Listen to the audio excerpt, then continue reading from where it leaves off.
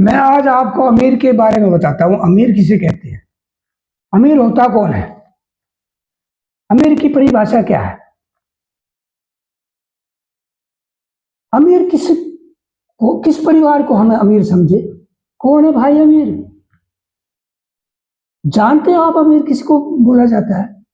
किस परिवार को अमीर कहा जाता है? आप समझते हैं? नहीं, नहीं जानते आप। 90% लोगों को यह नहीं पता कि अमीर होता कौन है। अगर पता भी है, मैं उनसे सवाल करूंगा तो 90% लोग उस मेरे सवाल का जवाब भी गलत देंगे। मैं जानता हूं, इसीलिए मैं आपको आज अमीर के बारे में बता रहा हूं। अमीर कहते किसे हैं?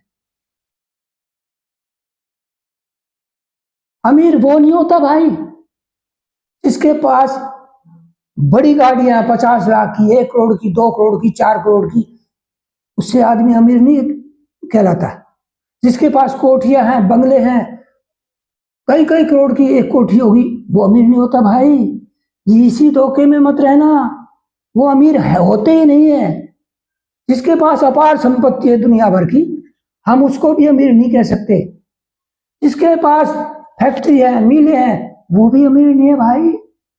यही तो सोचने का विषय है। मैंने जो पढ़ा है, मैंने जो सुना है, मैंने जो अपने बुजुर्गों से जाना है, मैंने अपनी आंखों से भी देखा है, मैंने जिस चीज को एहसास किया है, उसी के आधार पर मैं आज आपको बात बता रहा हूं। माना पैसे के बगैर जीवन नहीं चलता, जीवन के लिए पैसा भी बहुत जरूरी है, लेकिन इसका मतलब ये नहीं है कि पैसे से ही आप अमीर कहलाओगे। नहीं, यही तो धोखा है भाई।